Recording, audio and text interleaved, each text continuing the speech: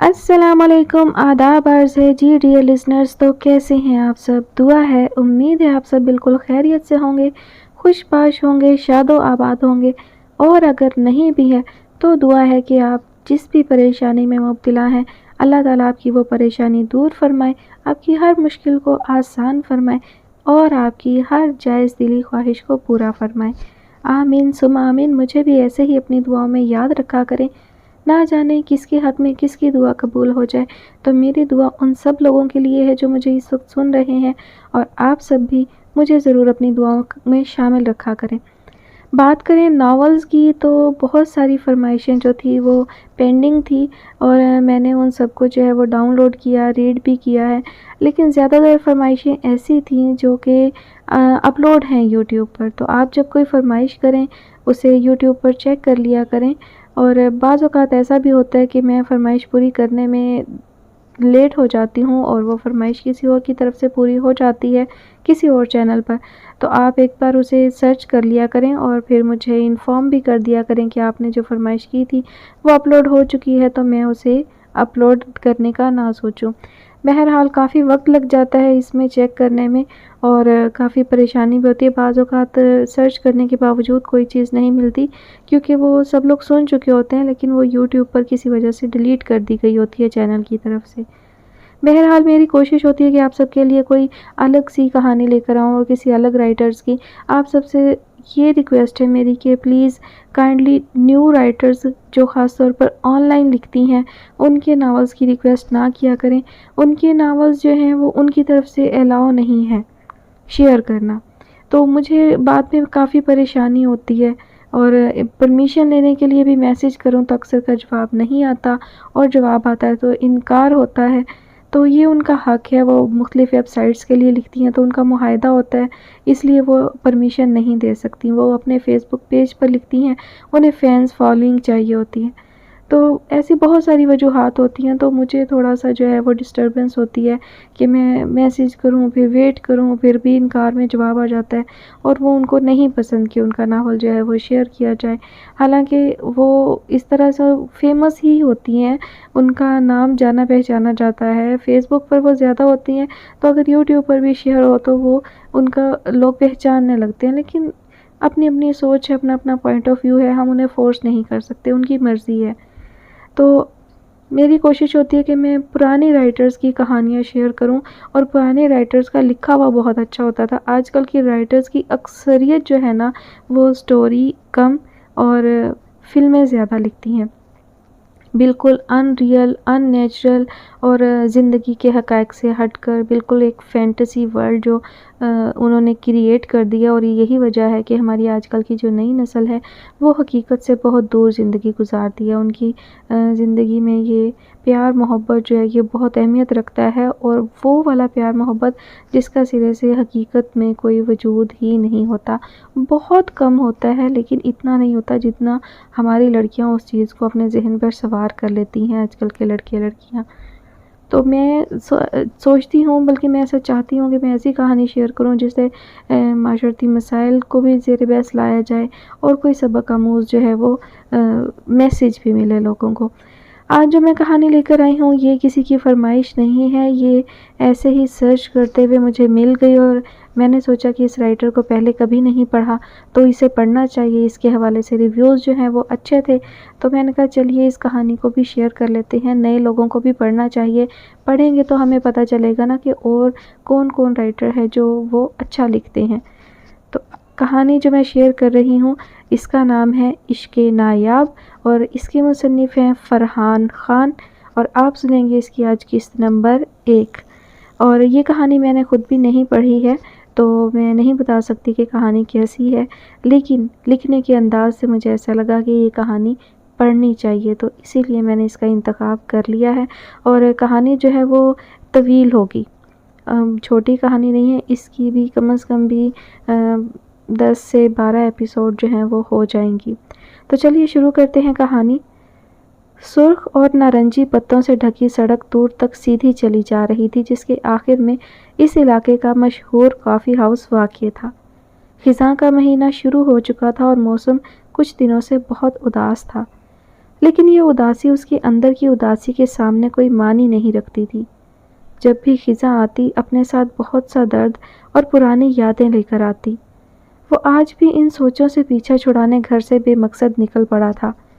بڑی ہوئی شیو، بکھرے ہوئے بال، جینز کی جیبوں میں ہاتھ ڈالے وہ اپنی ہی دھن میں چلا جا رہا تھا کہ سامنے سے آتی گاڑی کا احساس اسے تب ہوا جب اس کے ٹائر چرچرائے اور ڈرائیور نے سر باہر نکال کر جلے کٹے انداز میں اسے سڑک کی مزید بیچ میں چلنے کا مشورہ دیا اور آگے بڑھ گیا۔ کیا وقت آ گیا مجھ پر، خود کو کوستا اور اپنی رفتار میں تیزی پیدا کرتا وہ جلدی سے کافی شاپ تک پہنچا اور اس کا بڑا سا شیشے کا دروازہ کھولتا اندر داخل ہو گیا۔ ایک خوشگوار حیرت نے اس پر اچھا اثر ڈالا اور وہ متلاشی نظروں سے بیٹھنے کے لیے جگہ تلاش کرنے لگا۔ وہ ہمیشہ سے ایسا نہیں تھا، بلکہ وہ تو بڑا لیے دیے اور مغرور طبیعت کا مالک تھا، مشہور اور نامور، اور وہ قسمت کا دھنی بھی تھا۔ پیسہ، شہرت، عزت کیا نہیں تھا اس کے پاس۔ 6 فٹ سے نکلتا قد، بھورے بال، کثرتی جسم، چال میں ایک خاص قسم کا وقار اور سب سے خاص اس کی براؤن آنکھیں، جن میں کسی کو بھی زیر کر دینے کی چمک دور سے ہی دیکھنے والے کو اپنے ٹرانس میں لے لیتی تھی۔ بالوں کو ہمیشہ جل سے جمائے تازہ بنائی ہوئی شیو، سوٹنگ میں ملبوس دل فریب کلون کے ساتھ وہ ہمیشہ سے ہی سب کی نظروں کا محور رہتا تھا۔ شہر کی محفلیں جن کی اکثریت صنف نازک ہوا کرتی تھی، ایسی محفلوں کی وہ جان ہوا کرتا تھا۔ ان محفلوں میں ہمیشہ سے ہی وہ کسی یونانی دیوتا کی طرح نظر آتا تھا۔ لڑکیاں اس سے بات کرنے کے بہانے تلاشتیں تو وہیں ادھیڑ عمر مرد و زن اسے گھیرنے کے چکروں میں رہتے، لیکن اس نے کبھی ان باتوں کو دھیان نہیں دیا۔ لیکن انسان نہ چاہتے ہوئے بھی کبھی کبھی ایسا کچھ کر ہی جاتا ہے جو اس کی زندگی کو بدل کر رکھ دیتا ہے۔ اس کے ساتھ بھی ایسا ہی کچھ ہوا تھا جس نے اسے عرش سے فرش پر لا پٹکا تھا۔ کوئی شہر خاموشاں کی روایت عام کر جائے، میرا یہ درد لے لے ایک فلاحی کام کر جائے۔ ہوئی مدت کہ ہوں محو سفر اس دشت ویراں میں، کسی صحرا کا تپتا دن سلگتی شام کر جائے۔ مجھے شکوہ نہیں کرنا کسی فرد اضافی سے، جو ہونا ہے وہ ہونے دے، قصہ تمام کر جائے۔ سنو وہ لوٹ آئے تو یہی ایک بات کہہ دینا، وہ اپنے چند لمحے بس ہمارے نام کر جائے۔ محمود احمد قریشی جو شہر کے جانے مانے انڈسٹریلسٹ تھے، ان کے 2 ہی بچے تھے، 22 سال کا شہیر احمد قریشی اور 20 سال کی ماہا احمد قریشی۔ ماہا ابھی پڑھ رہی تھی جبکہ شہیر MBA کرنے کے بعد اپنے دوسرے ساتھیوں کا ریکارڈ توڑتے ہوئے شرافت سے اپنے بابا کے ساتھ بزنس میں جڑ گیا۔ محمود صاحب پرانے دور کے بزنس مین تھے جبکہ شہیر احمد نئی سوچ کا مالک۔ کچھ اس کی اپنی ذہانت تھی اور کچھ قسمت کی مہربانی کہ بہت کم عرصے میں اس نے نہ صرف کاروبار کو جدید خطوط پر استوار کیا بلکہ نت نئے آئیڈیاز کی بدولت اسے کامیابی کی بلندیوں پر لے گیا، اور محض 2 سال کے قلیل عرصے میں پوری بزنس انڈسٹری میں ٹائکون کی حیثیت اختیار کر گیا۔ انڈسٹری میں اس کے نام کی مثالیں دی جاتی اور بہت سے نئے آنے والے اس کے نقش قدم پر چلنا اپنا فرض سمجھتے تھے۔ بچپن سے ہی ماں باپ کا پیار اور پھر اتنی چھوٹی عمر میں اتنی بڑی بڑی کامیابیوں نے نہ صرف اسے اپنی مرضی کا مالک بلکہ مغرور بھی بنا دیا تھا۔ وجاہت کی پہلے بھی اس میں کوئی کمی نہیں تھی، لیکن بے در پہ کامیابیوں نے اسے ایک خود پسند اور انا کے خول میں بند ایک دیوتا جیسی سوچ دے دی تھی۔ وہ جو سوچتا تھا اسے عملی جامہ پہنانے میں دیر نہیں لگاتا تھا۔ یہی وجہ تھی کہ بہت ہی قلیل مدت میں اس نے وہ سب حاصل کر لیا جسے پانے کے لیے ایک عمر درکار ہوتی ہے۔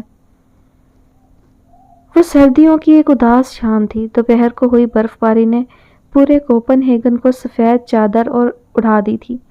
سردیوں میں ویسے بھی کوپن ہیگن میں سورج 3 بجے ہی غروب ہو جاتا تھا۔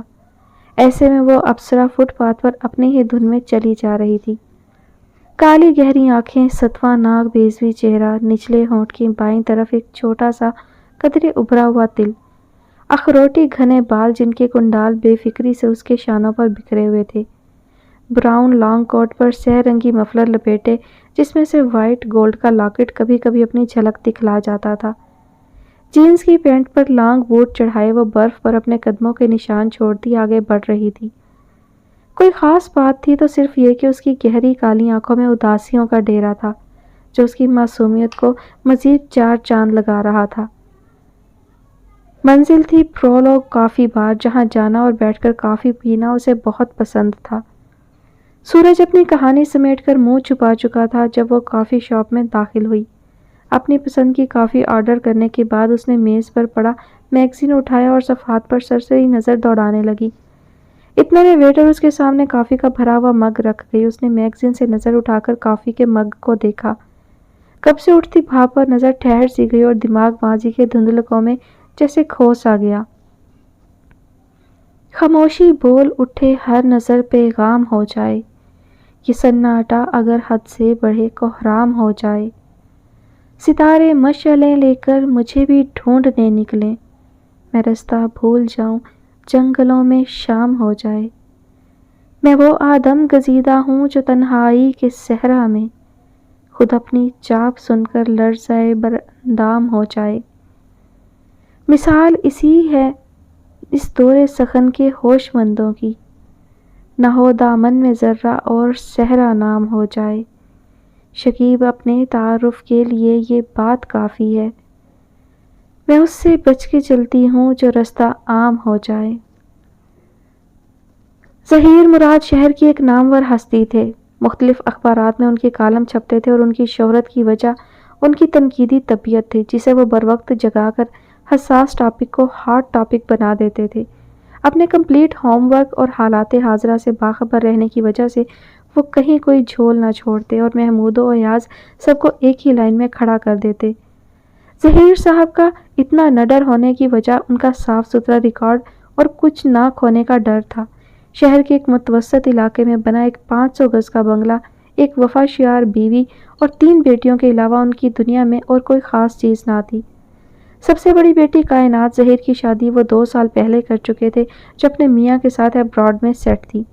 اس سے چھوٹی نایاب ظہیر ابھی اپنے تعلیمی دور کے آخری مراحل میں تھی، اور سب سے چھوٹی سیماب ظہیر میٹرک کے پیپرز دے کر فی الحال فارغ ہی تھی۔ نایاب اپنے نام کی طرح ہی نایاب ثابت ہوئی۔ جب سے وہ پیدا ہوئی ظہیر صاحب آسمان کی بلندیوں کو چھونے لگے۔ ان کے لکھے ہوئے کالمز کو پذیرائی ملنا شروع ہو گئی۔ پیپر اور پرنٹ میڈیا میں ان کا طوطی بولنے لگا۔ اس وجہ سے وہ نایاب کو ہی اپنی کامیابی کا راز گردانتے اور ادھر وہ بھی اپنے بابا پر جان چھڑکتی تھی۔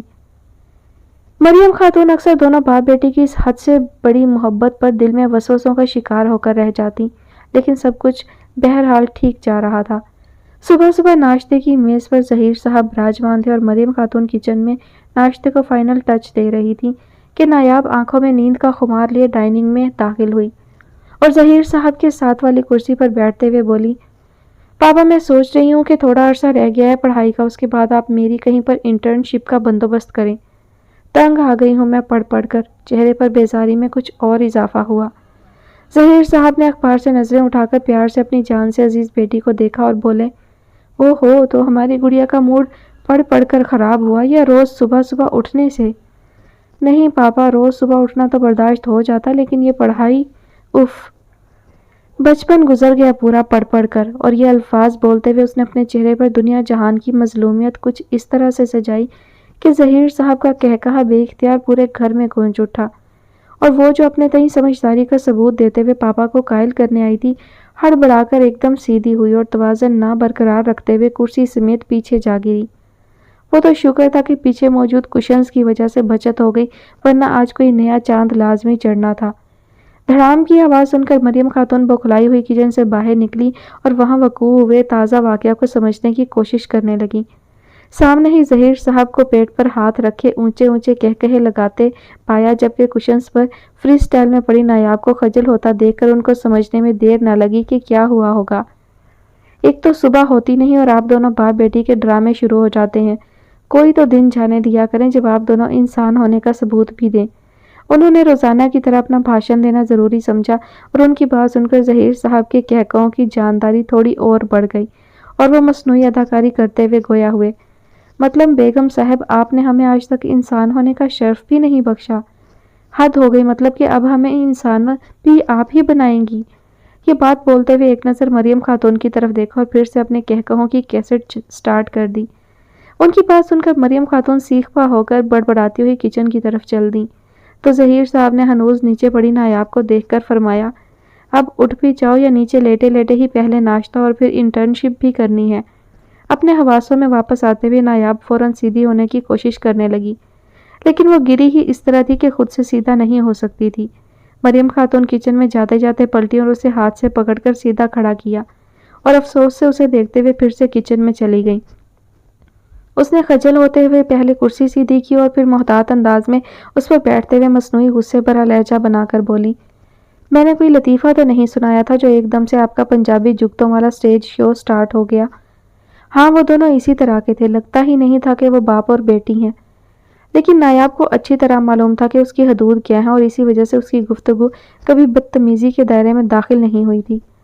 ظہیر صاحب نے مسکرا کر اپنی جان سے پیاری بیٹی کی طرف دیکھا اور بولے، پاپا کی پری کو جو بات کہنی ہے وہ پاپا کو سیدھا آ کر بولا کرو، اس کے لیے یہ لیم ایکسکیوزز دینے کی ضرورت نہیں کہ پورا بچپن گزر گیا پڑھتے پڑھتے۔ اور بے اختیار پھر ایک کہا جاری کر دیا۔ نایاب نے گڑبڑا کر ظہیر صاحب کی طرف دیکھا اور اس بار وہ بھی اپنی ہنسی پر قابو نہ رکھ سکی۔ اب حال یہ تھا کہ دونوں باپ بیٹی ہنسے جا رہے تھے اور اندر کچن میں موجود مریم خاتون سر پکڑ کر کھڑی تھی اور سوچ رہی تھی کہ یہی حالات رہے تو کون اس لڑکی سے شادی کرے گا۔ گلاس وال کے ساتھ خالی کرسی دیکھ کر وہ یونانی دیوتا اسی طرف چلا آیا، جیکٹ اتار کر کرسی کی پشت پر پھیلائی اور بیٹھ کر آنے والے ویٹر کو اپنا آرڈر نوٹ کروانے لگا۔ 2 دن سے کچھ نہ کھایا تھا، اسی لیے آج نہ چاہتے ہوئے بھی اس طرف چلا آیا۔ کافی ہاؤس میں اچھی خاصی رونق تھی اور ایسی رونق ہمیشہ اس پر اچھا اثر ڈالتی تھی، لیکن اب جیسے اس کا دل ان سب باتوں سے اچاٹ ہو چکا تھا، ایسا لگتا تھا جیسے اندر کہیں بہت اندر کچھ ٹوٹ گیا اور سب کچھ بے معنی ہو کر رہ گیا، یا اس کا دل اب ان رونقوں میں نہیں لگتا تھا۔ باہر خون کی قطریں بڑھ گئی تھی اور اس کا ابھی وہاں کافی دیر بیٹھنے کا ارادہ تھا۔ چائے کے ساتھ برگر کا آرڈر دے کر وہ ماحول میں موجود خوشگوار حرارت کو اپنے اندر اتارنے لگا اور بے اختیار کھڑکی سے باہر جھانکا۔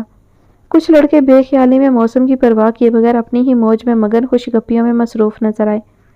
ہاں وہ بھی تو کبھی ایسا ہی تھا، بے فکر اور من موجی، جب دل کیا اور جو دل کیا وہ کر لیا، کبھی پیچھے مڑ کر نہ دیکھنے والا وہ بے پرواہ اب ماضی کو اتنا یاد کرتا تھا کہ دماغ کی چولیں ہل کر رہ جاتی تھیں۔ یہ میں نے کیا کر دیا؟ باہر موجود لڑکوں پر نظر جمائے وہ خود سے مخاطب ہوا۔ کاش کہ میں اتنا نہ گرا ہوتا کہ اپنا آپ ہی زمین میں دھس گیا۔ کیا تھا وہ باتیں میرے منہ سے نہ نکلتی جن کی گونج آج بھی میری نیند اڑا دیتی ہے؟ گرب کی لہریں اسے اپنی لپیٹ میں لینا شروع ہو گئی تھیں۔ کیا ہوتا اگر میں سمجھ جاتا کہ اس کی محبت میرے وجود پر حاوی ہوتی جا رہی ہے؟ لیکن نہیں میاں، آپ کے سر پر تو بس اپنا آپ سوار تھا۔ آپ نے بھلا کب اپنے سامنے کسی کو اہمیت دی؟ پھر چاہے وہ آپ کا آفس پین ہو یا پھر آپ کی محبت۔ خود کو کوستے ایک ہلکی سی زخمی مسکراہٹ اس کے ہونٹوں پر آ کر دم توڑ گئی۔ چونکا تب جب ویٹر نے اس کے سامنے برگر اور دیگر لوازمات رکھنا شروع کیے۔ اس کافی ہاؤس سے اس کی بہت سی یادیں وابستہ تھی، یہی وجہ تھی کہ سب کچھ چھوڑ دینے کے باوجود وہ یہاں آنا نہیں چھوڑتا تھا۔ اسے معلوم تھا کہ کہیں ملے نہ ملے یہاں اسے چین ضرور مل جائے گا۔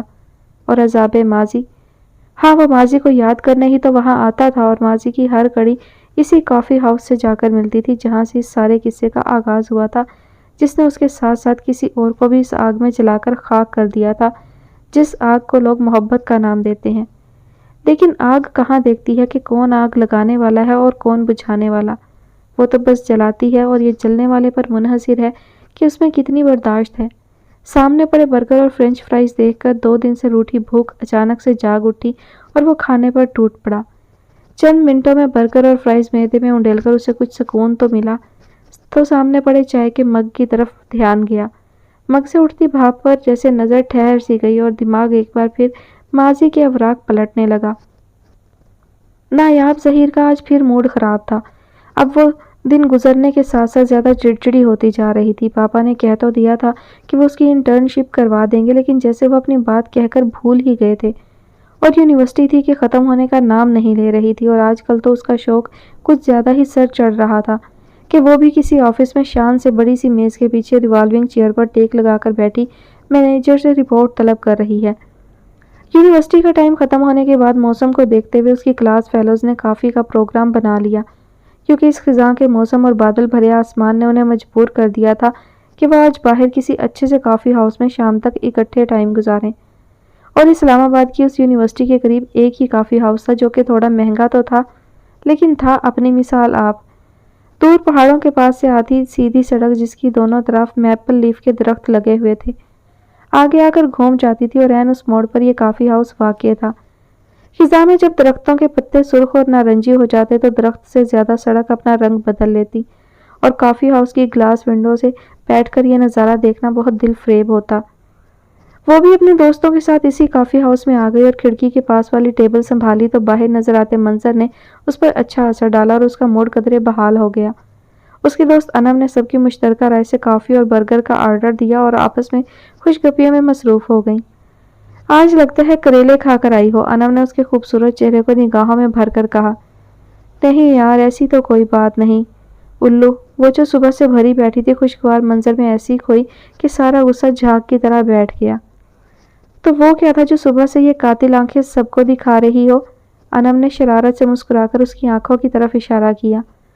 وہ صبح تھی الو، تم ابھی کی بات کرو، نایاب نے اس کی آنکھوں میں کچھ ایسے دیکھ کر جواب دیا کہ ایک لمحے کے لیے انم گڑبڑا گئی۔ تمہاری ان آنکھوں میں پتہ نہیں کیا بات ہے نایاب، ان میں زیادہ دیر دیکھا نہیں جاتا، انم نے اس کی آنکھوں میں دیکھتے ہوئے کہا۔ اچھا جی، اس نے قدرے مزاحیہ انداز میں جواب پھینکا۔ نہیں، میں صحیح کہہ رہی ہوں، تم جب کسی کو عام سے انداز میں بھی دیکھتی ہو تو اپنے ٹرانس میں کر لیتی ہو، انم نے یقینی انداز اپناتے ہوئے اپنی لاجک پیش کی۔ کہ تم نہ مجھ پر لائنیں مارنا چھوڑ دو سمجھی، اس نے قدرے چڑچڑے انداز میں کہا تو وہ جو اپنی ہی دھن میں ایک جواز پیش کر رہی تھی جھینپ کر اس کے بازو پر مکہ جڑتے ہوئے بولی، لا حول ولا قوت، کیا بکواس شروع کر دی تم نے؟ انم کو واقعی میں اس کی کھلی ڈولی گفتگو سے ایک جھٹکا لگا تھا۔ اف انم، کتنا بھاری ہاتھ ہے تمہارا الو، بے شرم ڈھیٹ۔ وہ جو مزید شرارت کے موڈ میں نظر آ رہی تھی اچانک پڑ جانے والے مکے سے بازو سے ہلاتے ہوئے غصے سے بولی۔ ابھی وہ مزید بحث کرتی کہ اچانک آ جانے والے کافی آرڈر کی وجہ سے خاموشی اختیار کر گئی۔ موڈ خراب ہونے کی وجہ سے صبح کا ناشتہ بھی نہیں کیا تھا تو ابھی سامنے موجود برگر دیکھ کر بھوک جاگ اٹھی اور بے اختیار ٹوٹ پڑی۔ آدھے سے زیادہ برگر پیٹ کی دوزخ میں اتار لینے کے بعد اس نے کافی مگ کی طرف ہاتھ بڑھایا۔ مگ سے نکلتی بھاپ کے پار پتوں سے اٹی سڑک پر اسے دور سے آتی کالی مرسڈیز نظر آئی۔ ویسے یہ کوئی اتنی خاص بات نہیں تھی لیکن پھر بھی وہ بے اختیار ہو کر اس گاڑی کو دیکھنے لگی۔ آہستہ آہستہ منظر واضح ہونے لگا اور گاڑی کا کافی ہاؤس کی پارکنگ میں آ کر رک گئی۔ انجن بند ہوا اور فرنٹ ڈور کھول کر ایک لڑکا باہر نکلا۔ لڑکا کیا تھا، کوئی ماڈل تھا، دیوتاؤں کسی شان والا، جیل سے پیچھے کر کے جمائے بھورے بال، کالے ٹو پیس کے اندر سلور گرے شرٹ پر ڈارک گرے سلک کی ٹائی لگائے، ہاتھ میں برینڈڈ واچ، نیچے براؤن بوٹ پہنے وہ واقعی کوئی ماڈل تھا۔ ایک ہاتھ سے گاڑی کا دروازہ بند کرتا، دوسرے ہاتھ سے لائٹ براؤن سن گلاسز اتارتے وہ ایک مکمل اور بھرپور انسان دکھائی دے رہا تھا۔ گلاسز اتار کر وہ کافی ہاؤس کے گلاس ڈور کی طرف آیا اور دروازہ کھول کر اندر داخل ہوا۔ اب نایاب ظہیر کو اس کی آنکھیں بھی نظر آ رہی تھیں اور یہ ادراک بھی ہو رہا تھا کہ انم نے اسے جھوٹ بولا تھا۔ ٹرانس میں لینا کسے کہتے ہیں یہ نایاب کو آج بلکہ ابھی پتا چلا تھا اور وہ اس کی آنکھوں کی طرف زیادہ دیر دیکھ نہیں پائی۔ ابھی وہ براہ راست اس کی طرف دیکھ بھی نہ رہا تھا کیونکہ وہ اپنی ہی کسی سوچ میں متلاشی نظروں سے ادھر ادھر نظر دوڑا رہا تھا اور لوگوں پر سے ہوتی ہوئی اس کی نظر اس پر کچھ لمحوں کے لیے ٹھہری۔ منہ میں برگر کا پیس دبائے ہونکوں کی طرح اس کی طرف دیکھتی وہ اسے کسی کالج یا یونیورسٹی کی لڑکی لگی ہوگی۔ ایک لمحہ، محض ایک لمحہ نظریں ملی اور نایاب کی دھڑکن مس ہوئی، لیکن اگلا ایک نظر ڈالنے کے بعد تمسخرانہ مسکراہٹ اچھال کر نظروں کا زاویہ تبدیل کر گیا۔ تب اچانک نایاب کو خیال آیا کہ وہ کس حالت میں بیٹھی ہے اور خجل ہوتے ہوئے جلدی سے اس نے منہ میں پھنسا لقمہ نگلا اور کافی کا مگ اٹھا کر ہونٹوں سے لگا لیا۔ اسے مکمل ادراک تھا کہ وہ کس پوزیشن میں کیا کر بیٹھی ہے۔ اتنی ہونک اور اتنا بے خود تو وہ پہلے کبھی بھی نہیں ہوئی تھی۔ اف، پتہ نہیں کیا سوچا ہوگا اس نے میرے بارے میں، اس نے خود کو کوسا۔ الو نایاب، تو پوری الو ہی نکلی، اس نے ماتھے پر ہلکی سی چپت لگائی۔ خود کو اپنے ہی تکیہ کلاموں سے نوازتے ہوئے اس نے جلدی جلدی گرم کافی اندر انڈیلنی شروع کر دی۔ شہیر احمد قریشی کا آج کام کا بالکل موڈ نہ تھا اور وجہ تھی آج کا موسم۔ وہ ہمیشہ سے ہی موسموں کا دیوانہ رہا تھا اور کوئی چیز اثر ڈالے یا نہ ڈالے، موسم ہمیشہ اسے اپنے جادو میں گھیر لیتا تھا۔ بادل آسمان کو مکمل چھپا چکے تھے اور ہلکی ہوا نے اسے باہر نکلنے پر مجبور کر دیا تھا۔ اس نے موبائل اٹھایا اور جھٹ اپنے دوست احسن کا نمبر ملایا کیونکہ ایک وہی تھا جو ایسے موسم میں سر پر کفن باندھے آر یا پار والی حالت میں تیار رہتا تھا۔ تبھی اگلی ہی بیل پر کال ریسیو کر لی گئی۔ ارے واہ میرے دوست، کیا خوب دل ملایا، لگتا ہے آج بھائی پھر کام چوری کے موڈ میں نظر آ رہا ہے۔ एहसन की मस्खरी आवाज़ उभरी स्पीकर से। बकवास नहीं, कहाँ मिल रहा है, बस ये बता। उसने बर वक्त लताड़ा, क्योंकि उसे पता था कि अभी ब्रेक ना लगवाई तो बात मौसम से शुरू होकर पसंद की शादी और फिर हनीमून की प्लानिंग पर ख़त्म होगी। एक तो आप अगले को मिस बेलने देते हैं, ऊपर से बकवास ना करने का फतवा भी लगाते हैं। ये बात कुछ समझ नहीं आई। अंदाज हनूज मजाहिया था। भाईजान, पहली बात तो ये कि मिस बेल नहीं बल्कि पूरी काल मिलाई है, और दूसरी बात ये कि नाचीज़ आपके कीमती वक्त में से कुछ इंतहाई कीमती लम्हात का तलबगार है। शहीर लहजा को मौत दुबाना बनाता हुआ तो मस्खराना अंदाज में गोया हुआ। अच्छा को कदरे लंबा खींचते हुए उसने जवाब दिया। एहसन कदरे फलसफियाना अंदाज में गोया हुआ। अगर ऐसा है तो मैं आप जैसे वेले बंदे को अपने चंद लम्हे देने के लिए तैयार हूँ। एहसन ने ऐसे बात बनाई गोया एहसान झाड़ा गया हो। सर, मैं आपका बेहद मशकूर हूँ।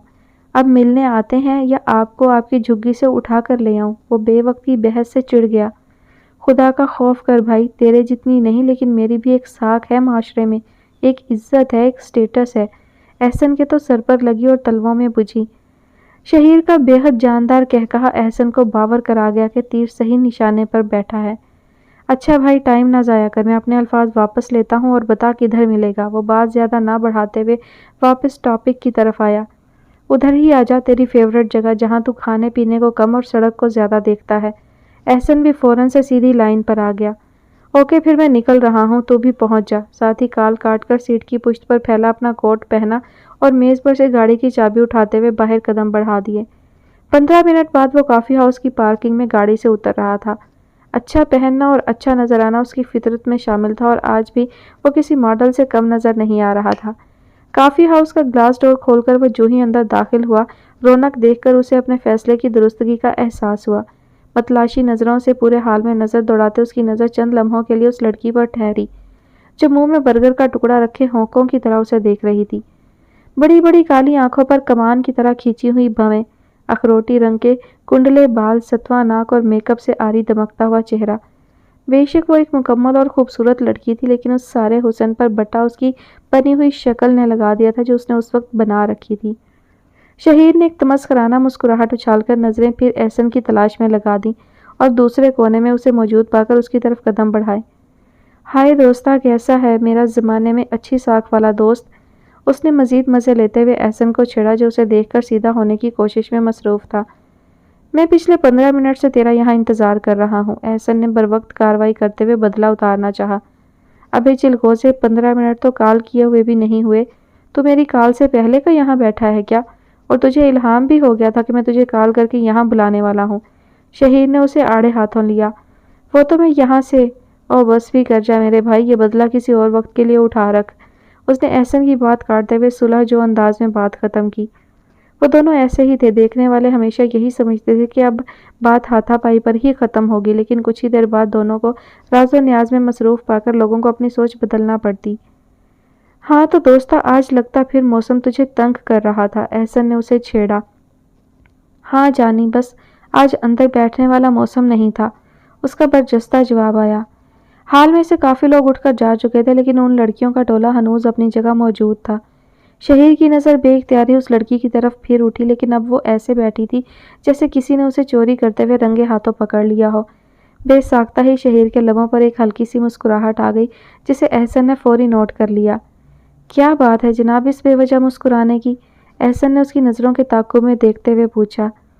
है कुछ नहीं यार, बस ऐसे ही, थोड़ी देर पहले की बात याद आ गई। एहसन की बात का जवाब देते हुए उसने थोड़ी देर पहले पेश आने वाला मामला भी उसके गोश गुजार कर दिया। तो इसमें ऐसी कौन सी बात जो आपको हंसी आ रही है? लड़कियों के मामले में हमेशा से नरम दिल रहने वाले एहसन ने पिछला हिसाब बेबाक करने का प्लान बनाते हुए अपनी बात जारी रखी। हो सकता है कि उसको आपकी शक्ल में वो लड़का नज़र आ गया हो जो किसी पार्क से उसका पीछा करता हुआ उसके घर तक पहुंच गया हो और वापस जाते हुए उसके दरवाजे पर लिख भी आया हो कि तुम सिर्फ मेरी हो रुखसाना। एहसन निचला बैठने वाला हरगिज़ नहीं था और अब शहीर के तलवों से लगी और सर पर बुझी। दिखा दी ना अपनी औकात। अबे अगर 1-2 दिन रुक कर बदला ले लेता तो कौन सा तेरी लव मैरिज जिसका कोई चांस ही नहीं डिले हो जाती। उसने चले कटे अंदाज में कहा तो बेसाख्ता एहसन का एक जानदार कहकहा बुलंद हो गया।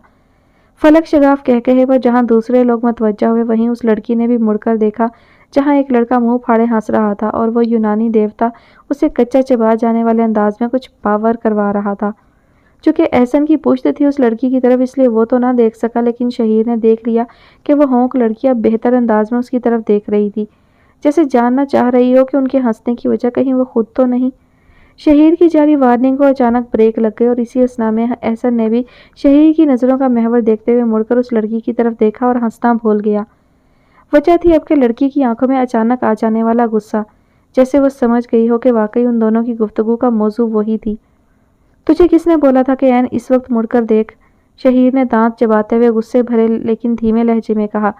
अब मुझे क्या पता था कि वो भी अचानक ही इस तरफ देख लेगी, एहसन ने जवाब पेश किया।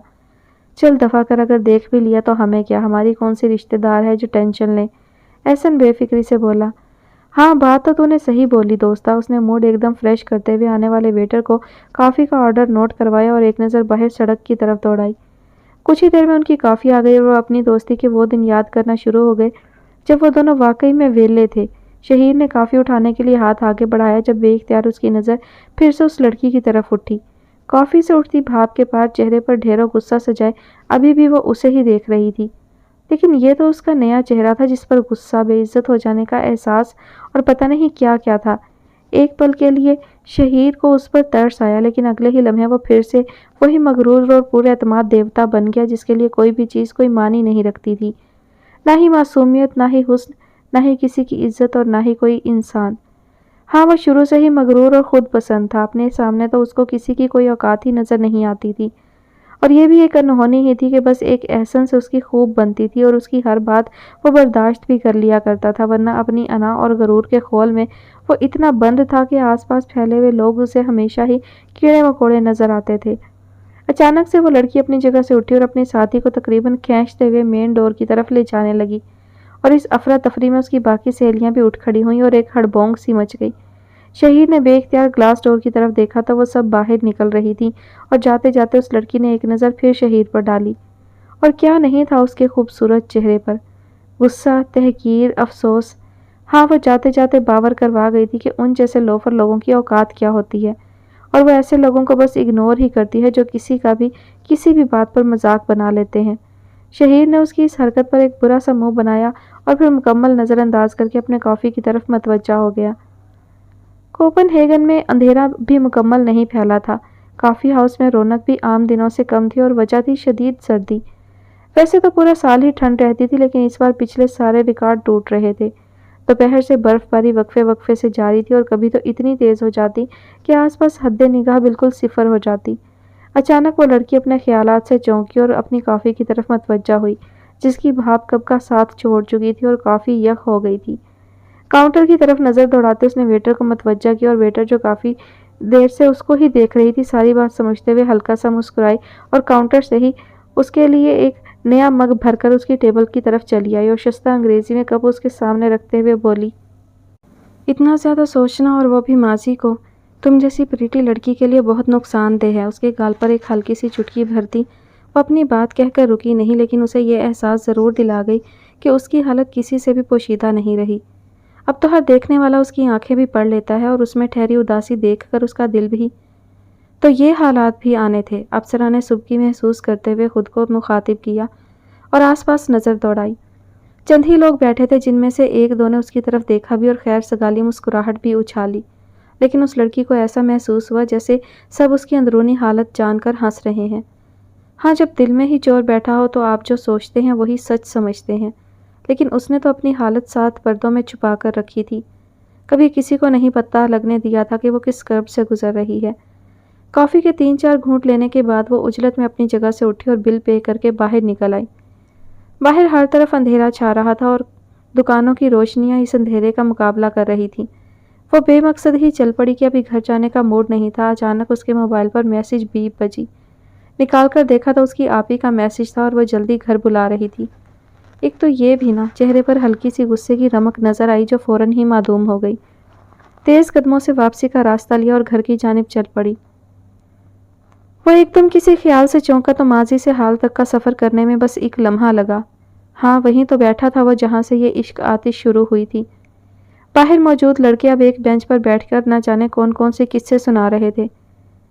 کسی کو نہیں پتا کہ میرے اندر کا موسم کتنا زرد ہے۔ اس نے نہایت کرب سے سوچا اور اٹھ کھڑا ہوا۔ کرسی پر پھیلی اپنی جیکٹ اٹھائی اور مفلر اچھی طرح لپیٹ کر باہر کا راستہ لیا۔ اس پتوں سے اٹی سڑک پر پیدل چلتا وہ واپسی کا راستہ ناپ رہا تھا۔ آج وہ اسے بہت ٹوٹ کر یاد آ رہی تھی، جس کا نازک سا دل اس نے صرف اپنی انا کی خاطر مسل کر رکھ دیا تھا۔ یہ بھول گیا تھا کہ غرور چاہے عمارت کا ہو یا اپنی ذات کا یا اپنی عبادت کا، اللہ اس کو خاک میں ملا دیتا ہے، اور یہ دستور تو ازل سے چلا آ رہا ہے اور ابد تک یقیناً ایسا ہی رہے گا۔ انسان کتنا بے بس ہے، یہ اسے آج پتہ چل رہا تھا۔ ہمیں ہے معلوم تمہیں کیا دکھ ہے، میری بے وفائی، میری کج ادائی کا دکھ ہے۔ دل کی چھوڑو آنکھوں نے رسوا کیا بہت، آنکھوں سے بہتے اشکوں کا دکھ ہے۔ اپنی تو زندگی پچھتاووں پہ ہے محیط، جس لمحہ اترے دل میں تم، اس لمحے کا دکھ ہے۔ دل میں ایک کسک سی اٹھی اور اس کے قدموں میں تیزی آ گئی۔ گھر پہنچا تو چھوٹی بہن، جسے وہ ہمیشہ لاڈلی کہا کرتا تھا، اس کا انتظار کر رہی تھی۔ وہ اپنے بھائی کی کیفیت سے بخوبی آگاہ تھی اور اس کا مزید خیال رکھنا شروع ہو گئی تھی۔ کہاں تھے برو؟ میں کب سے آپ کا ویٹ کر رہی ہوں۔ اسے دیکھتے ہی وہ اس پر چڑھ دوڑی۔ نہ فون اٹھاتے نہ میسج کا رپلائی کرتے ہیں۔ انداز میں واضح افسوس تھا۔ ایسا تو کبھی بھی نہ تھا کہ وہ کال یا میسج کرے اور اپنے بگ برو کی طرف سے جواب نہ آئے، اور وہ بھی تو صحیح معنوں میں جان چھڑکتا تھا اپنی لاڈلی پر۔ بس گڑیا میں ادھر ہی تھا، ذرا بھوک لگی تو کچھ کھانے چلا گیا تھا۔ تم بتاؤ کوئی کام ہے کیا؟ اس نے بہن پر نظریں جماتے ہوئے پوچھا۔ کام سارے میں خود بھی کر سکتی ہوں اور اس کے لیے آپ کو کبھی زحمت نہیں دوں گی، لیکن آپ کی کچھ لگتی بھی ہوں میں۔ مجھے آپ کی فکر ہو رہی تھی۔ اس کو بھائی کی حالت دیکھ کر مزید افسوس ہوا۔ اس کے بس میں ہوتا تو وہ سب کچھ چٹکی بجاتے میں صحیح کر دیتی، لیکن اب معاملات اتنے گنجل ہو چکے تھے کہ ان کو سلجھانا اس چھوٹی سی لڑکی کے بس سے باہر کی بات تھی۔ اوہو، میں نے کب اپنی لاڈلی کو ٹائم نہیں دیا، اب کہ اس کو بہن کی فکر ہونا شروع ہو گئی تھی، جو اس کی باتوں پر عجیب سے منہ بنا رہی تھی۔ اچھا ادھر میرے پاس بیٹھو اور بتاؤ کیا ہوا ہے۔ اس نے پیار سے لاڈلی بہن کو پاس بٹھایا۔ مجھے نہیں، آپ بتائیں کہ آپ کو کیا ہو گیا ہے۔ ایسی حالت میں دیکھ کر آپ سوچ نہیں سکتے کہ میرے دل پر کیا گزرتی ہے، لاڈلی نے افسوس سے اسے دیکھتے ہوئے کہا۔ ایک ہی بھائی میرا، اور وہ بھی کیا سے کیا ہو گیا۔ اس کے انداز میں دکھ واضح تھا۔ آپ نے مجھے کبھی کھل کر کچھ کرنے نہیں دیا، ورنہ ایسا ہرگز نہ ہوتا کہ آپ جیسا بندہ یہ روگ پال بیٹھا، لاڈلی نے تعصب سے کہا تھا۔ وہ اسے دیکھے گیا۔ کچھ نہیں یار، تم سب جانتی تو ہو، پھر کیوں میرے زخم ادھیڑ رہی ہو؟ یہ میرے اپنے اعمال اور میرا تکبر تھا جو میرے سامنے آیا، اس نے نہایت کرب سے جواب دیا۔ کمرے میں ہیٹر کی خوشگوار حرارت موجود تھی، لیکن اس کے لہجے میں موجود دکھ نے ماحول کو مزید سرد کر دیا۔ نہ میری بات آپ نے تب مانی جب میں آپ کو سمجھاتی تھی، اور نہ اب مان کے دے رہے ہیں۔ آپ چاہتے کیا ہیں آخر؟ لاڈلی نے اسے دیکھ کر غصے بھرے انداز میں کہا تو وہ نظریں جھکا گیا۔ اپنی بہن کی ان باتوں کا اس کے پاس کوئی جواب نہ تھا، اور اس چھوٹی سی لڑکی نے مزید کریدنا ترک کر کے بھائی کو شام کو تیار رہنے کا مشورہ دیا، کیونکہ اسے بازار سے کچھ شاپنگ کرنی تھی، اور ایک وہی تھا جو اس کی ہر بات کو حکم سمجھ کر مان جایا کرتا تھا، تو آج بھی وہ کیسے پیچھے رہتا۔ فوراً سے سر ہلاتا اسے شام میں تیار رہنے کا کہہ کر اپنے کمرے میں چلا گیا۔ گھر آتے آتے اس اپسرا کو کافی دیر ہو گئی، اور اندر داخل ہوتے ہی آپی نے اسے آڑے ہاتھوں لیا۔ یہ کیا تم بغیر بتائے پورے دن کے لیے غائب ہو جاتی ہو؟ لہجے میں غصہ واضح تھا۔ آپی میں کوئی بچی تو ہوں نہیں جو گم ہو جاؤں گی، اور نہ یہ پاکستان ہے جو کوئی مجھے لوٹ کر لے جائے گا، اس نے تنک کر جواب دیا۔ دیکھو میری جان، پاپا نے میرے بھروسے تمہیں یہاں بھیجا ہے کہ میں تمہارا خیال رکھوں، اور یہ میری ذمہ داری ہے کہ مجھے پتا ہو کہ تم کہاں ہو۔ آپی نے اسے سمجھانے کے لیے لہجہ دھیما کیا۔ ہاں تو موبائل ہوتا ہے نا میرے پاس، آپ پوچھتی رہا کرے کہ میں کہاں ہوں اور کس کے ساتھ ہوں، کہیں پھر سے تو کسی کے ساتھ انوالو نہیں ہو گئی۔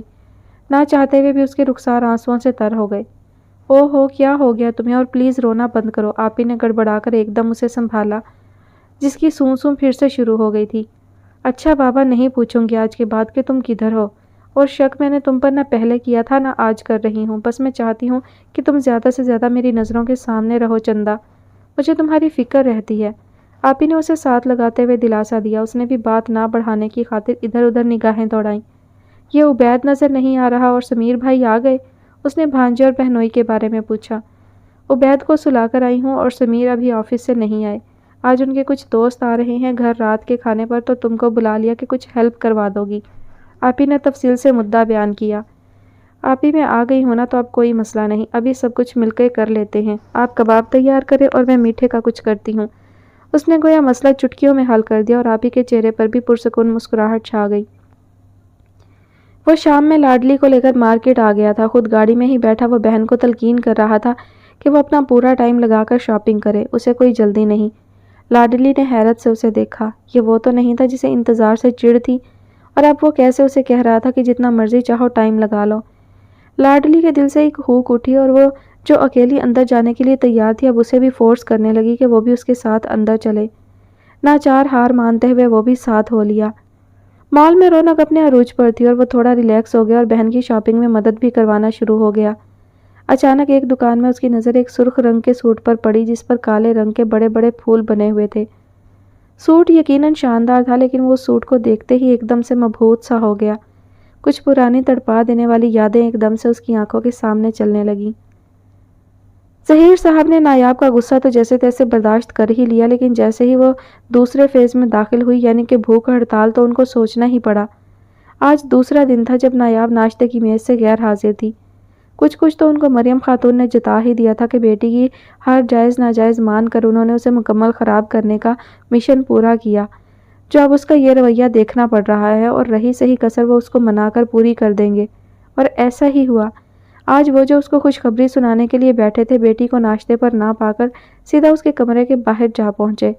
دروازہ نوک کیا اور وہ جو سمجھ کر بیٹھی تھی کہ باہر ماما اسے ناشتے کے لیے بلانے آئی ہیں، غصے میں سناتے ہوئے بولی، جائیں جا کر پاپا کو بتا دیں گے مر جاؤں گی لیکن کھانا نہیں کھاؤں گی۔ جہاں 2 دن نہیں کھایا وہاں کچھ دن اور سہی۔ اور جو باہر کھڑے اسے خوشخبری دینے آئے تھے ایک دم سے دروازہ کھول کر اندر داخل ہوئے۔ ارے اتنا غصہ! اسے دیکھتے ہوئے انہوں نے حیران ہونے کی اداکاری کی۔ مطلب ہماری بیٹی نے نہ 2 دن سے کچھ کھایا نہ پیا، حد ہوتی ہے نایاب غیر ذمہ داری کی۔ انہوں نے اسے آڑے ہاتھوں لیا تو وہ سر جھکا گئی۔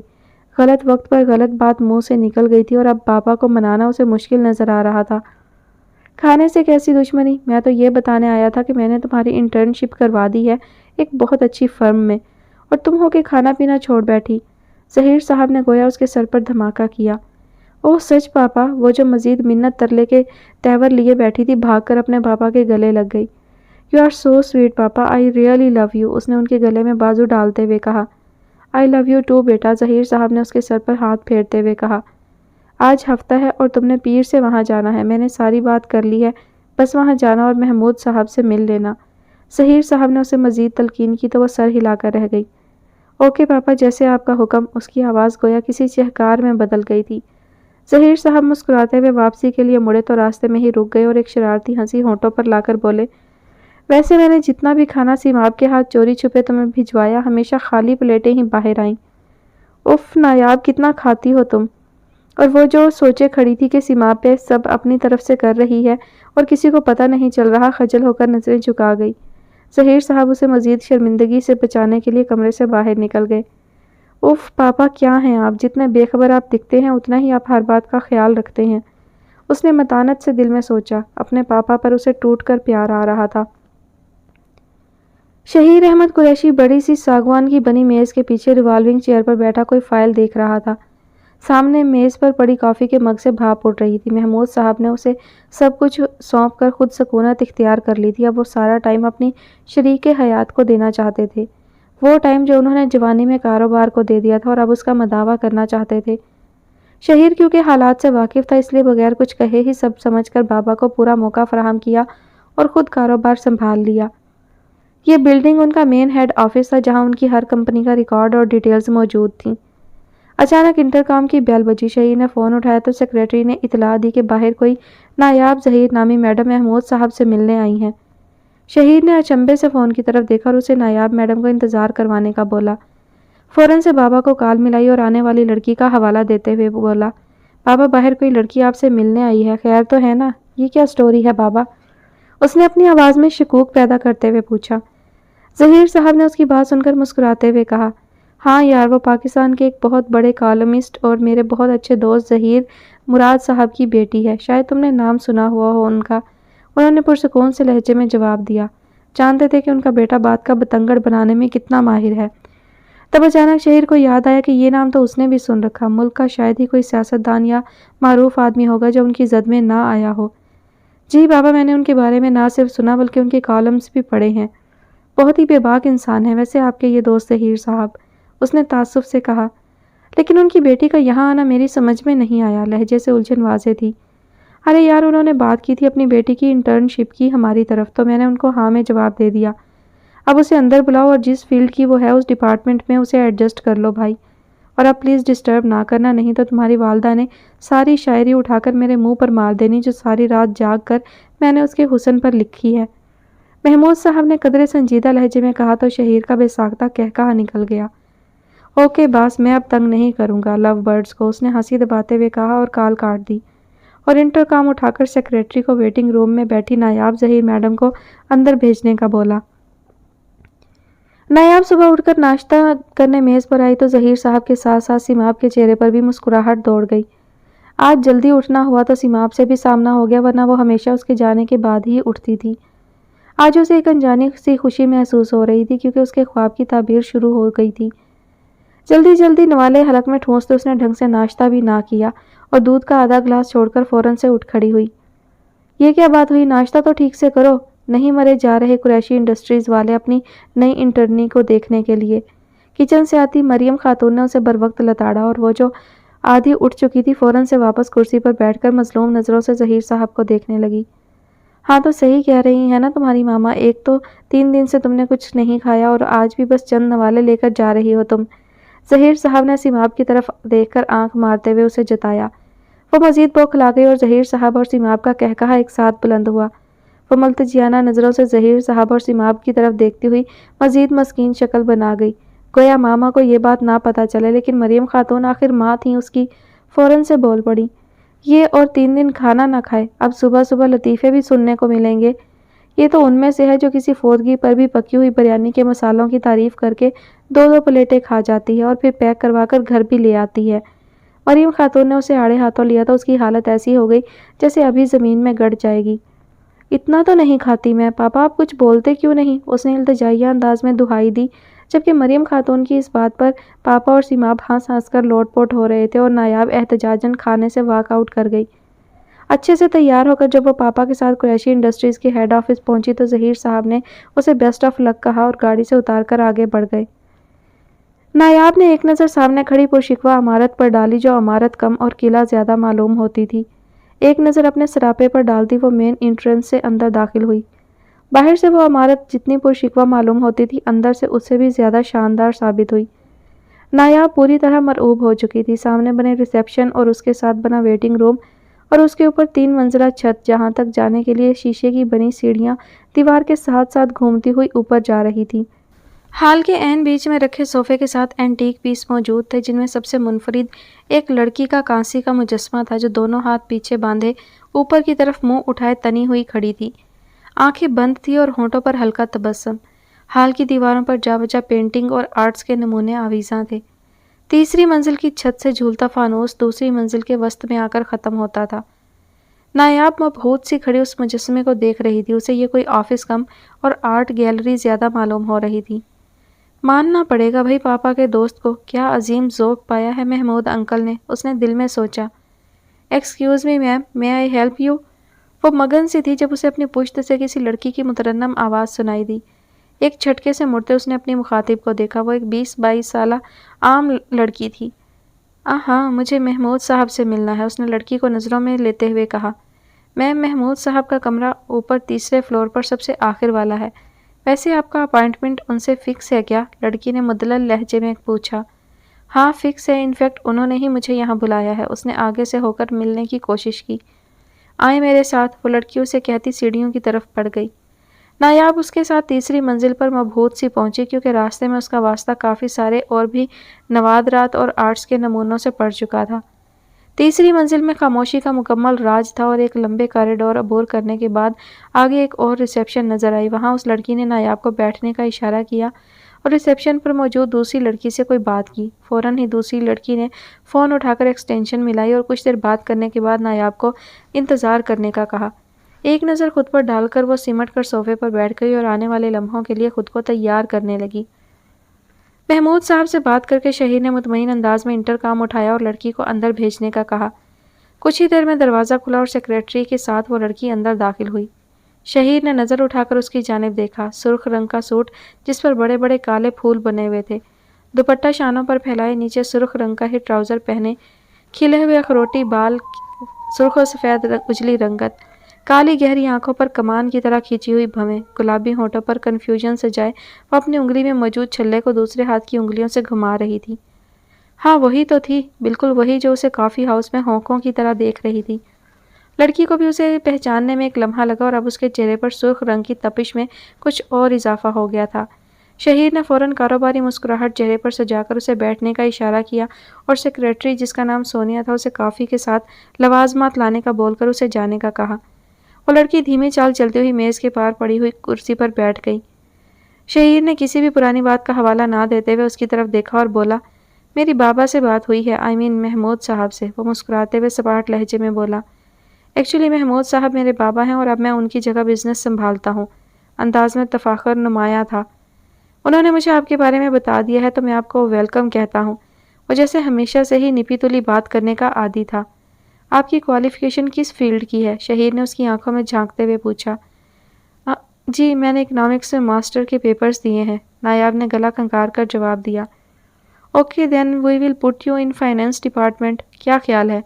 शहीर ने उसके चेहरे को फोकस करके पूछा। अभी वह जवाब देना ही चाहती थी कि ऑफिस बॉय दरवाज़ा खोलकर ट्रे हाथ में पकड़े अंदर दाखिल हुआ तो उन दोनों को अपनी गुफ्तगू रोकनी पड़ी।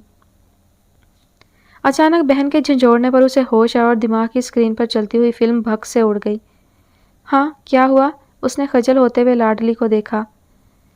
ओ मेरे डे ड्रीमर ब्रो, अभी रात होने में बहुत टाइम है और तुमने अभी से ख्वाब सजा लिए। वो एक मुस्कुराहट उछालते हुए भाई को वापस हाल में ले आई। अरे नहीं यार, मैं तो ये सूट देख रहा था, देखो कितना ज़बरदस्त है ना। उससे कोई बात ना बनी तो बेतुकी छोड़ दी। ये आपको कब से लेडीज़ सूट ज़बरदस्त लगना शुरू हो गए? उसने मशकूक नज़रों से भाई को देखते हुए बात को टाला और खींचती हुई फूड कोर्ट की जानिब ले गई। सुबह का सूरज कोपनहेगन पर पूरी आबोताब से चमक रहा था। आज मौसम बिल्कुल साफ था, इसलिए लोग धूप से लुत्फानंदोज होने के लिए बाहर निकल आए।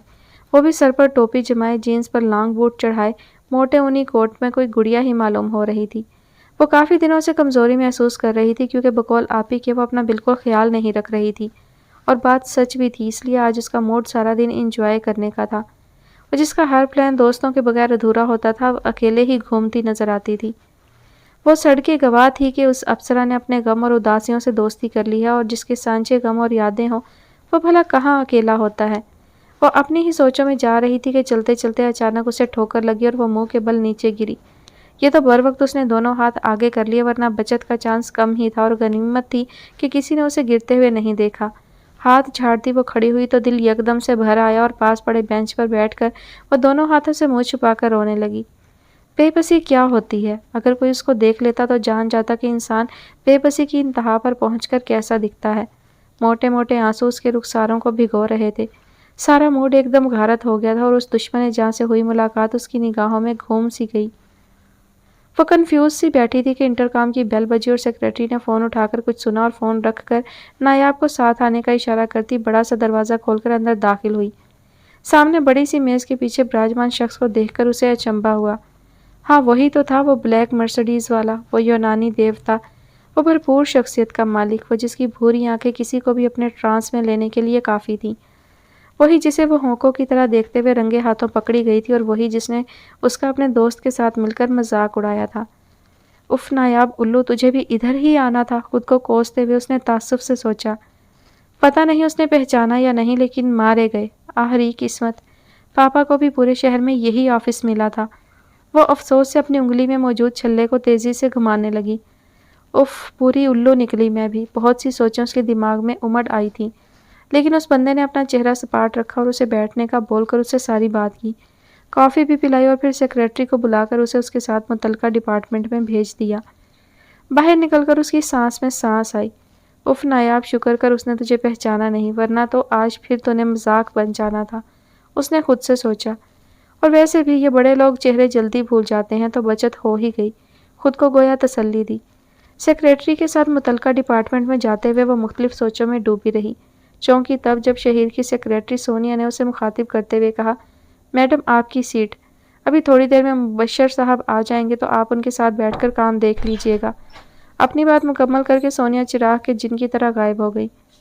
نایاب نے چاروں طرف نظر دوڑائی۔ کمرہ بہت اچھے سے سجا ہوا تھا، کرینے سے لگی ہوئی 2 میزیں، سامنے پڑی 4 کرسیاں جس میں سے ایک پر وہ خود بیٹھی ہوئی تھی۔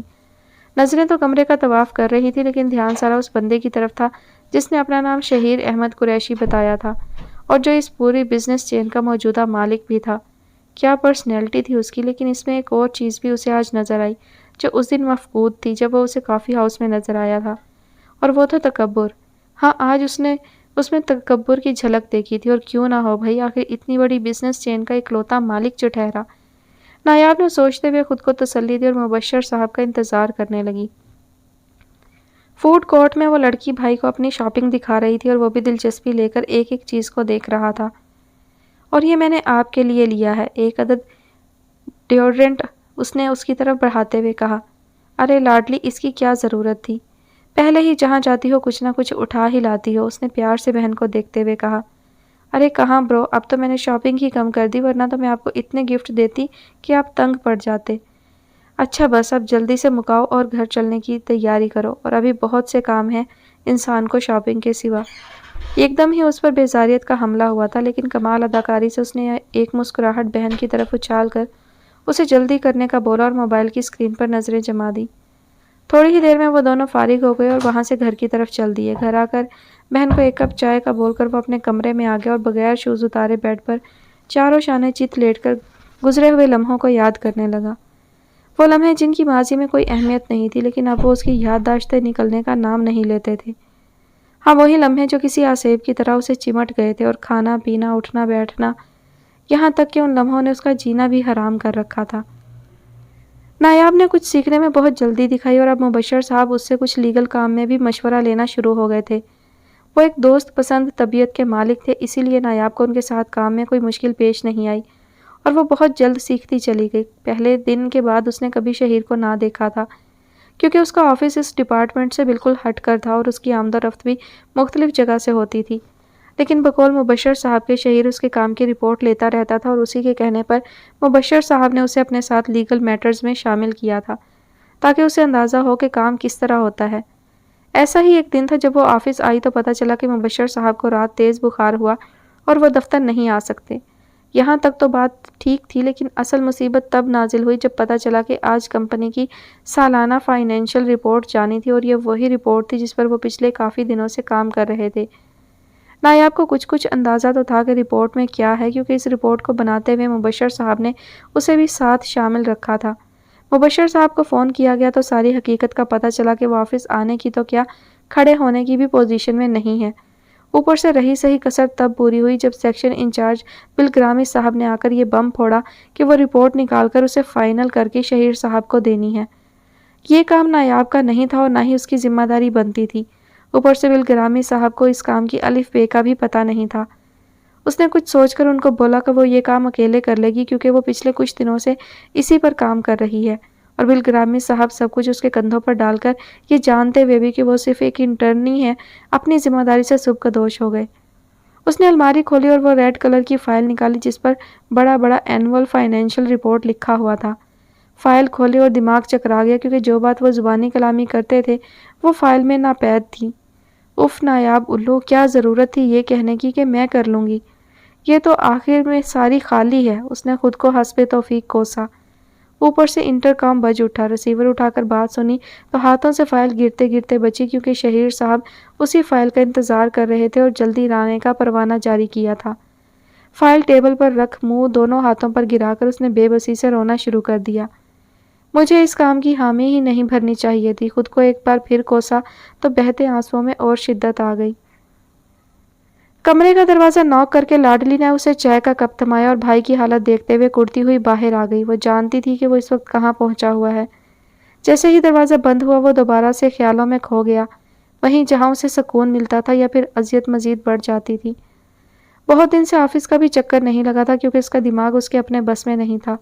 لوگ اس کے بارے میں قیاس آرائیاں کرتے تھے اور اسے ڈر تھا کہ وہ اپنے رویے سے انہیں مزید ہنسنے کا موقع دے گا۔ پہلے ہی اس کی مغرور فطرت کی وجہ سے لوگ اس سے کھینچے کھینچے رہتے تھے۔ وہ بدتمیز نہیں تھا، لیکن اپنے رویہ سے وہ ایسا ہی مشہور ہو گیا تھا۔ ایک تو اس کی پرسنالٹی ایسی تھی کہ لوگ مرعوب ہو جاتے تھے، دوسرا ہر بات کے جواب میں بس ہوں ہاں اسے مزید مغرور بنا دیتی تھی۔ کتنی لڑکیاں اس کی طرف مائل ہونے کی کوشش کرتی تھی، لیکن اس کا ریزرو اور روڈ برتاؤ ان کو مایوس لوٹا دیتا تھا۔ ہمیشہ سے ہی اسے اپنے کردار اور تربیت پر غرور کی حد تک فخر رہا تھا، اوپر سے دولت کا غرور اور پھر اپنی وجاہت کا۔ ان سب چیزوں نے اسے ایک خول میں بند کر رکھا تھا۔ وہ نہیں جانتا تھا کہ تکبر چاہے دولت کا ہو، طاقت کا ہو، رتبے کا ہو، حیثیت کا ہو، حسن کا ہو، علم کا ہو، حسب نسب کا ہو، حتیٰ کہ تقویٰ کا ہی کیوں نہ ہو، انسان کو ہمیشہ رسوا کر کے ہی چھوڑتا ہے۔ اسے انہی سب کی سزا ملی تھی اور اب سوائے پچھتاووں کے کچھ بھی ہاتھ میں نہ تھا، اور ان سوچوں نے اس پر گھبراہٹ طاری کر دی تھی۔ کرب سے سوچتا وہ اٹھ بیٹھا، جیکٹ اتار کر الماری کی طرف دے ماری اور دونوں ہاتھوں میں سر کے بال پکڑ کر لمبی لمبی سانسیں لینے لگا۔ ایک منظر اس کی بند آنکھوں کے پیچھے چلنے لگا۔ بابا نے خاص تلقین کر کے شہیر کو دفتر بھیجا تھا، اور وجہ تھی آج کی فائنل رپورٹ جو فائنانس ڈپارٹمنٹ کی طرف سے آنی تھی۔ اسی رپورٹ کی بنیاد پر پورے سال کا منافع پتہ لگنا تھا، اور وہ جو کئی دنوں سے ایک نئی انڈسٹری شروع کرنے کا سوچ رہا تھا، اسے اپنا خواب سچ ہوتا محسوس ہو رہا تھا۔ صبح سے ہی اس کے چہرے پر خوشی ناچ رہی تھی۔ ماہا اور ماما اسے دیکھ دیکھ کر مسکرا رہے تھے، اور مسکراتے بھی کیوں نہ، اس نے محنت جو انتھک کی تھی، آج تو پھر خوش ہونا بنتا تھا نا۔ کالی شرٹ پر لائٹ گرے پینٹ کوٹ چڑھائے، ساتھ میں براؤن ٹائی اور نیچے لائٹ براؤن جوتے اور ان سے میچ کرتی بیلٹ، بال جیل سے پیچھے کیا، پرفیوم میں نہایا ہوا جب وہ اپنی مرسڈیز سے باہر نکلا تو دونوں گارڈز اٹینشن ہو گئے۔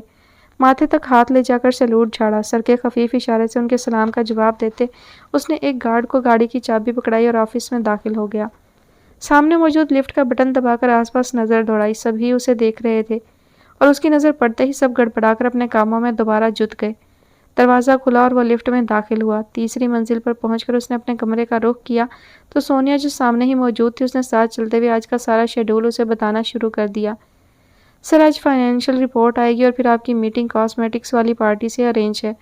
سونیا اس کی رفتار کا ساتھ دینے کے لیے دوڑ رہی تھی۔ ٹھیک ہے، تم مبشر صاحب سے کہو رپورٹ لے کر میرے پاس آئیں۔ قدموں میں مزید تیزی پیدا کرتا وہ کمرے کی جانب بڑھ گیا، اور سونیا جو اس کے قدموں کا ساتھ دینے کی ناکام کوشش کر رہی تھی، اپنی جگہ پر ہی رک گئی۔ کیا کھڑوس آدمی ہے، ایک نظر بھی دیکھنا گوارا نہ کیا۔ کتنی محنت سے تیار ہو کر آئی تھی، کل 1500 بالوں پر بھی لگایا۔ پھاڑ میں جاؤ شہیر احمد قریشی۔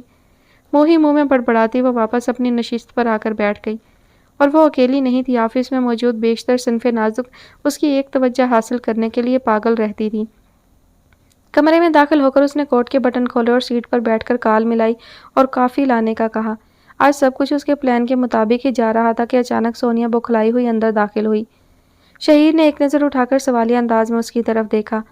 سر، وہ مبشر صاحب تو ہاسپٹلائز ہیں، وہ آج نہیں آ سکتے، بلکہ وہ اگلے چند روز تک نہیں آ سکتے۔ سونیا نے ایک ہی سانس میں سارا مدعا بیان کر ڈالا۔ اچھا، تو کیا ہوا جو تم اتنا بوکھلا رہی ہو، اور کیا ہوا ہے انہیں؟ اس نے چہرے پر پریشانی لاتے ہوئے پوچھا۔ سر، وہ رات ان کو بہت تیز بخار تھا تو ان کو بے ہوشی میں ہاسپٹل لے جانا پڑا۔ سونیا نے مزید تفصیل بتائی۔ اوہ، میں ابھی ان کو کال کر کے پوچھتا ہوں، اور تم ایسا کرو کہ جاؤ اور بالکرامی صاحب کو بولو کہ ان کے کمرے سے وہ رپورٹ لے کر میرے پاس آ جائیں۔ اس نے گویا مسئلے کا حل پیش کیا، اور سونیا الٹے قدموں واپس مڑ گئی۔ اتنی دیر میں اس کی کافی آ گئی، اور وہ ابھی پہلا سپ لینے ہی والا تھا کہ وہ پھر سے بوکھلائی ہوئی اندر داخل ہوئی۔ اب کیا ہو گیا ہے؟ چہرے پر ناگواری لاتے ہوئے اس نے سونیا کو گھورتے ہوئے پوچھا۔ سر، وہ میں نے بات کی ہے بالکرامی صاحب سے، وہ بول رہے ہیں کہ فائل ابھی مکمل نہیں ہوئی اور دیکھتے ہیں کہ کیا کرنا ہے، سونیا نے ڈرتے ہوئے کہا۔ وہ جانتی تھی کہ شہیر کا رد عمل شدید ہی ہونا ہے، اور ہوا بھی وہی۔ واٹ؟ شہیر نے بے یقینی کسی کیفیت سے اسے دیکھا۔ حیرانی کے ساتھ ساتھ اس کے چہرے پر غصہ واضح ہونا شروع ہو گیا تھا۔ سونیا مزید سہم گئی۔ کیا کہہ رہی ہو؟ ہوش میں تو ہو تم؟ فائل مکمل نہیں ہے، آج ہماری میٹنگ ہے کلائنٹ سے، تم جانتی ہو نا۔ لہجے میں غصہ اپنی پوری شدت سے نمایاں ہو چکا تھا۔ سر، میں اب کیا کر سکتی ہوں؟ آپ خود ان سے فون کر کے کنفرم کر لیں۔ اف، اتنی غیر ذمہ داری، وہ سر تھامتے ہوئے خود سے بولا، اور موقع غنیمت جان کر سونیا چپکے سے کھسک لی۔ کچھ دیر اسی طرح بیٹھا رہنے کے بعد اس نے انٹرکام اٹھایا اور بالگرامی صاحب کی ایکسٹینشن ڈائل کی، اور ان کی بات سن کر تو وہ حقیقت میں آگ بگولا ہو گیا۔ آپ فوراً میرے آفس میں آئیں جلدی، غصے میں کہتے اس نے کریڈل پر ریسیور پٹک دیا۔ تھوڑی دیر بعد بالگرامی صاحب اس کے سامنے سر جھکائے کھڑے تھے۔ ایسے سر نہ جھکائیں، بلکہ میرے سوال کا جواب دیں۔ جو کام میں نے آپ کو بولا وہ آپ ایک انٹرنی کے ذمہ لگا کر خود بیٹھے چائے پی رہے تھے۔ حد ہے یار غیر ذمہ داری کی۔ اس سے اپنا غصہ سنبھالنا مشکل ہو رہا تھا۔ سر، وہ کام تو سارا مبشر صاحب ہی کر رہے تھے، اب مجھے کیا پتا کہ فائل میں کیا تھا، بالگرامی صاحب نے بے تکا جواز پیش کیا، اور آپ نے اپنی کاروباری صلاحیت کا ثبوت دیتے ہوئے اتنا ضروری کام ایک کل کی آئی ہوئی انٹرنی کے سپرد کر دیا۔ اب کی بار تو شہیر دہاڑ ہی پڑا۔ اس کے لہجے میں واضح طور پر بلگرامی صاحب پوشیدہ نہ رہ سکا۔ سر وہ میں شرمندہ ہوں، آپ فکر نہ کریں، میں کچھ کر لیتا ہوں۔ بلگرامی صاحب کو اپنے کیے گئے بھنڈ کا پورا احساس ہو گیا تھا، سو انہوں نے چور نظروں سے دیکھتے ہوئے ہلکی آواز میں جواب دیا، "You just get out of my office، میں خود ہی دیکھتا ہوں۔" اس نے ضبط کی انتہا پر پہنچتے ہوئے بلگرامی صاحب کو باہر جانے کا اشارہ کیا۔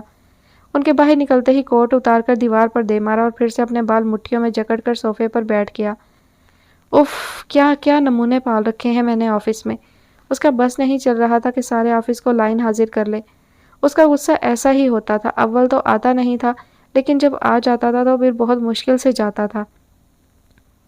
نایاب نے سر اٹھایا اور آنکھوں میں آئے آنسو پونچھے اور ایک نئے عزم سے فائل اٹھائی۔ پھر سے اسے پڑھنا شروع کیا تو اب کی بار سمجھ میں آنا شروع ہو گیا۔ پہلے کچھ تو ایک دم سے پڑی افتاد کی وجہ سے اور کچھ اچانک ہاتھ پاؤں پھول جانے کی وجہ سے اسے سمجھ نہیں آ رہی تھی، لیکن اب اس کا دماغ کام کرنا شروع ہو گیا تھا۔ وہ اپنی جگہ سے اٹھی اور الماری سے نیلے رنگ کا رجسٹر نکالا جسے وہ اکثر مبشر صاحب کے ہاتھ میں دیکھتی رہی تھی۔ آخری چند صفحات پر اسے اپنے مطلب کا سارا مواد ملنا شروع ہو گیا اور اس نے رجسٹر سامنے رکھا اور کمپیوٹر لاگ ان کر کے تیزی سے ٹائپنگ شروع کر دی۔ جیسے جیسے اس کی انگلیاں ہندسے اور الفاظ تشکیل دے رہی تھی ویسے ویسے اس کے دماغ میں ساری جمع تفریق واضح ہوتی جا رہی تھی۔ کچھ ہی دیر میں اس نے سارا حساب کتاب رجسٹر سے دیکھ کر ٹائپ کر دیا اور پھر فائنل رپورٹ کی آخری سطور ٹائپ کی۔ اپنے کام سے فارغ ہو کر ایک نظر اس نے اپنے سارے کام پر ڈالی اور پھر مطمئن ہو کر پرنٹ کا بٹن دبا دیا۔ پرنٹر کی مخصوص آواز کمرے میں گونجی اور دھڑا دھڑ پرنٹ آؤٹس نکلنا شروع ہو گئے۔ اپنی جگہ سے اٹھی اور پرنٹر کے پاس جا کر کھڑی ہو گئی۔ جیسے ہی پرنٹر رکا اس نے تمام صفحات اٹھائے، ان کو ترتیب دیا اور فائل میں لگا کر اللہ کا نام پڑھتے ہوئی شہیر کے کمرے کی طرف چل پڑی۔ تیسری منزل پر پہنچ کر اسے قدموں میں ہلکی لرزش پیدا ہو گئی۔ اگر کوئی غلطی نکل آئی تو؟ اس نے خود سے پوچھا۔ تو کیا میری کون سا ذمہ داری تھی یہ کام کرنا، اور نہ ہی میں اس کے لیے جواب دہ ہوں۔ اس نے خود کو مطمئن کیا۔ کمرے کے دروازہ کے باہر پہنچ کر وہ ایک لمحے کے لیے رکی، ایک نظر دائیں طرف ڈالی جہاں سونیا اپنے کیبن کے اوپر سے جھانک کر اسے دیکھ رہی تھی۔ آپ ابھی اندر نہ جائیں، باس بہت غصے میں ہیں، سونیا نے اسے وارن کرنا چاہا۔ نایاب نے ایک نظر اسے مسکرا کر دیکھا اور بات کا جواب دیے بغیر کمرے کا دروازہ کھول کر اندر داخل ہو گئی۔ شہیر جو بال مٹھیوں میں جکڑ کر بیٹھا ہوا تھا اچانک ایک جھٹکے سے کھڑا ہوا۔ بیٹھے رہنا اور سوچتے رہنا وقت کا ضیاع تھا، کچھ تو کرنا تھا اور اسے ہی کرنا تھا۔ سست قدموں سے چلتا ہوا وہ دیوار کے پاس آیا، اپنا کوٹ اٹھایا اور ابھی مڑا ہی تھا کہ کمرے کا دروازہ کھول کر نایاب اندر داخل ہوئی۔ میں بھی آپ کی طرف ہی آنے لگا تھا۔ شہیر کو اپنا لہجہ نارمل رکھنے میں مشکل ہو رہی تھی اور وہ نہیں چاہتا تھا کہ اس کا غصہ ایک انٹرنی لڑکی پر نکلے۔ وہ فائل مجھے آج ہر حال میں مکمل کرنی ہے، چاہے اس کے لیے مجھے رات تک ہی کیوں نہ بیٹھنا پڑے۔ آپ کا بس یہ احسان ہوگا مجھ پر کہ آپ میرے ساتھ اس کو مکمل کروا دیں، کیونکہ آپ ہی مبشر صاحب کے ساتھ موجود رہتی تھیں۔ میں اگر کسی بات سے لا علم ہوں تو آپ کو تو پتا ہوگا نا کہ صحیح فیکٹس اینڈ فگرز کیا ہیں، اس نے نایاب کی آنکھوں میں دیکھتے ہوئے متانت سے کہا۔ پیلی شرٹ جس پر سفید دھاگے کا کام ہوا تھا، نیچے سفید ہی رنگ کا چوڑی دار پاجامہ پہنے، اخروٹی بالوں کو شانوں پر پھیلائے، دوپٹے کو گردن میں مفلر کی طرح لپیٹے، دونوں ہاتھ پیچھے کیے اور پیروں کو باہم ملائے وہ نقص سی تیار اور کنفیوز لڑکی اس لمحے شہیر کو بہت اچھی لگی، لیکن دماغ میں فائل پھنسی ہوئی تھی، اسی لیے دوبارہ سے بولا، آج یہ کام لازمی کرنا ہے ورنہ ایک تو میرا بہت نقصان ہوگا اور دوسرا میری ساکھ بھی داؤ پر لگ جائے گی۔ لہجے میں ابھی بھی تپش تھی، لیکن نایاب کے کانفیڈنٹ انداز کو دیکھتے ہوئے وہ سوالیہ نظروں سے اسے دیکھنے لگا۔ نایاب نے اب کی بار پیچھے کیے دونوں ہاتھ سامنے کر دیے جن میں سرخ فائل اپنی موجودگی کا احساس دلا رہی تھی۔ شہیر نے اب بھی نہ سمجھتے ہوئے فائل کو دیکھا اور بولا، اچھا کیا جو آپ اسے اپنے ساتھ ہی لے آئیں ورنہ مجھے ادھر آنا پڑتا۔ اس نے فائل کی طرف اشارہ کرتے ہوئے کہا، سر میں نے مبشر صاحب کے ساتھ اس پر کام کیا تھا اور اسی لیے مجھے پتا تھا کہ اس میں کیا کیا موجود ہے، تو میں نے اپنی نالج کے حساب سے اس کو مکمل کر لیا ہے۔ اب آپ اس کو ایک دفعہ دیکھ لیں، شاید مجھ سے کوئی پوائنٹ رہ نہ گیا ہو۔ نایاب نے ایک ہی سانس میں ساری کاوش کوش گزار کر دی۔ شہیر نے اچنبھے سے اس گڑیا جیسی لڑکی کی طرف دیکھا، نظروں میں بے یقینی ہی بے یقینی تھی۔ ایک دم سے آگے بڑھتے اس نے فائل نایاب کے ہاتھ سے جھپٹ لی اور پاس پڑے صوفے پر بیٹھتے اسے بھی بیٹھنے کا اشارہ کرتے صفحے پلٹنا شروع کر دیے۔ جو وہ صفحے پلٹتا جا رہا تھا اس کی بے یقینی میں اضافہ ہوتا جا رہا تھا۔ یہ سب آپ نے کیا؟ نایاب کی طرف دیکھتے ایک آنکھ کی ابرو چکا کر اس نے پوچھا۔ نہیں سر، یہاں تک تو سارا مبشر صاحب نے ہی کیا، میں نے تو پیج نمبر 149 سے 198 تک کیا ہے، باقی کا۔ نایاب نے صاف کوئی سے کام لیتے ہوئے سچ بتایا۔ شہیر نے مروبیت سے اسے دیکھتے ہوئے دوبارہ سے نظریں فائل پر جما دی۔ जो नायाब ने लिखा था सीधा वहां पहुंचा और एक एक सतर को गौर से पढ़ता। वो दिल में उसकी काबिलियत का मोतरफ हो रहा था। आधे घंटे में वो फाइल के उस हिस्से को जो नायाब ने बनाया था 4 बार पढ़ गया, लेकिन कोई गलती कोई कोताही सामने नहीं आई, बल्कि फाइल का ये हिस्सा ज्यादा डिटेल में और शफाफ अंदाज में टाइप किया गया था। वाह, वेल डन यार, उसने खुश होते हुए नायाब की तरफ देखा और वो जो दिल में डर रही थी एकदम से पुरसकून हो गई। ये तुमने वो काम किया है जो ना तुम्हारी जिम्मेदारी थी और ना ही इसके लिए तुम जवाब देती। शहीर ने दिल से उसकी तारीफ करते हुए उसे सराहा। थैंक यू सर, वो तो बस मुझे अंदाज़ा था कि इसमें क्या है तो मैंने इसे मुकम्मल कर दिया, नायाब ने मतानत से जवाब दिया। तुम नहीं जानती कि तुमने मेरी कितनी बड़ी टेंशन ख़त्म कर दी, वरना आज मैं वाकई जलील होकर रह जाता। उसने साफ कोई से काम लिया, साथ ही उठा और इंटरकॉम पर सोनिया को अंदर आने का कहा। सोनिया दरवाज़ा खोलकर डरती डरती अंदर दाखिल हुई। जी सर, उसकी मिनमिनाती हुई आवाज़ निकली। फ़ौरन से मीटिंग का टाइम लो क्लाइंट से और उनको बोलो हम लोग अभी आ रहे हैं वेन्यू पर। शहीर हाथ से उसे जाने का इशारा करता नायाब के साथ आकर दोबारा बैठ गया।